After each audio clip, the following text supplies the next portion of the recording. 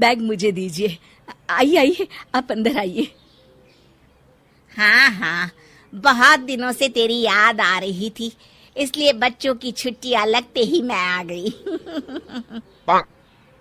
राहुल और उनकी पत्नी पूनम दोनों बुआ जी के पैर छूते हैं। जीते रहो, दोनों जीते रहो। ये आपने बहुत अच्छा किया बुआ जी। अरे बबलू, कैसा है तू? अच्छा हूँ राहुल भैया। तभी राहुल के फूफा जी बड़ा सा बैग लेकर अंदर आते हैं। इजी, इतना बड़ा बैग! लगता है ये लोग 4-6 महीने रुकने का प्रोग्राम बनाकर आए हैं। अरे ऐसी कोई बात नहीं है। कैसे है फूफा जी?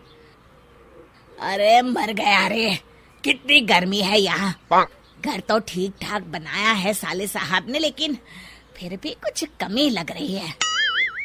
ना ना, मुझे तो मजा नहीं आया।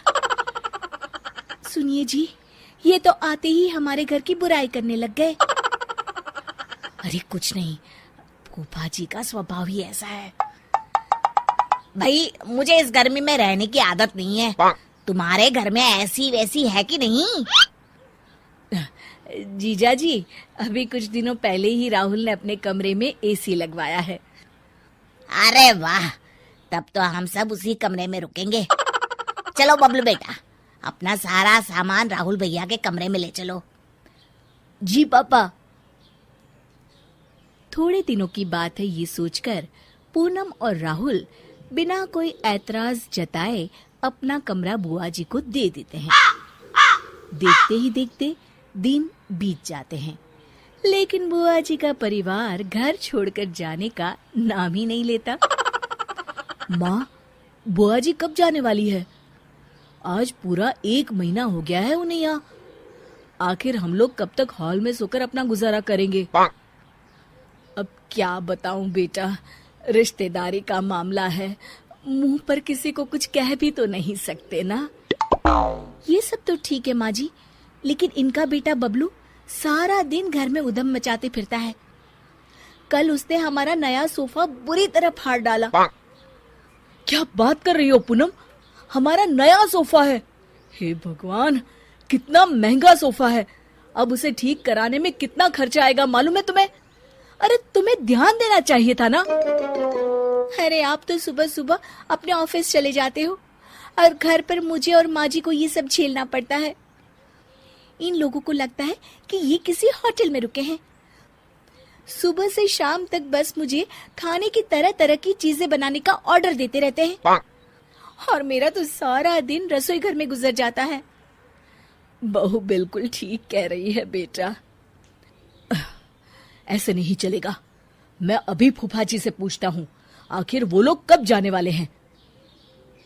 राहुल फूफा जी के पास जाता है। अरे वाह फूफा जी, टीवी देख रहे हैं? अच्छा है। आपको ऑफिस से कितने दिनों की वैसे छुट्टी मिली है? आपके ऑफिस वाले तो आपको रोज फोन करते होंगे ना। अब तो आपकी छुट्टियां भी खत्म हो गई होंगी। अरे बेटा, तेरे बाप की तरह एक शहर से दूसरे शहर भटकने वाली नौकरी नहीं करता मैं। ऑफिस छोड़े तो मुझे जमाना हो गया। आजकल तो मैं अपना खुद का बिजनेस करता हूँ, इसीलिए तो बेफिक्र होकर बैठा हूँ। सोचता हूँ इसी शहर में अपना कोई नया बिजनेस शुरू करूँ, लेकिन अभी शहर को पूरी तरह से जानने में 2-3 महीने तो निकल ही जाएंगे। राहुल समझ जाता है कि अब फूफा जी से बात करने का कोई फायदा नहीं है और वो सारी बात अपनी पत्नी पूनम और अपनी माँ को बताता है। आप चिंता मत करिए जी, जब घी सीधी उंगली से नहीं निकलता ना, तो उंगली टेढ़ी करनी पड़ती है। अब इन लोगों के साथ भी कुछ ऐसा ही करना पड़ेगा। अब आप सब कुछ मुझ पर छोड़ दीजिए। उसी रात बुआ जी और फूफा जी छत पर बैठे गप्पे मार रहे होते हैं कि तभी मम्मी चुड़ैल, मम्मी चुड़ैल बचाओ! अरे क्या हुआ रे, चिल्ला क्यों रहा है? कहाँ है चुड़ैल? पापा सीढ़ी पर है, मुझे बहुत डर लग रहा है। अरे ऐसी बहुत चुड़ैल देखी है मैंने। और तभी चुड़ैल उन तीनों के सामने आ जाती है।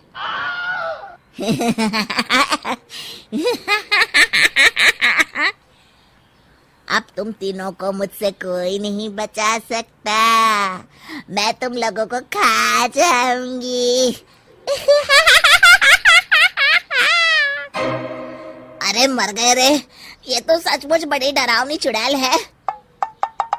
अरे बाप रे, अरे बाप रे, अब क्या होगा? सोनिया जी, मैं अभी मरना नहीं चाहती। अरे भाग्यवान, तुमने मुझे बताया नहीं, तुम्हारे मायके में इतने खतरनाक चुड़ैल रहती है। बोलो, मेरे हाथों से पहले कौन मरना चाहता है? अरे नहीं नहीं, अरे नहीं नहीं, अरे भाग्यवान, इससे पहले कि ये चुड़ैल हम तीनों को मार के खा जाए, अपनी जान बचाकर भागो यहाँ से। हाँ जी, आप सही कहते हैं। अरे भागो रे भागो यहाँ से।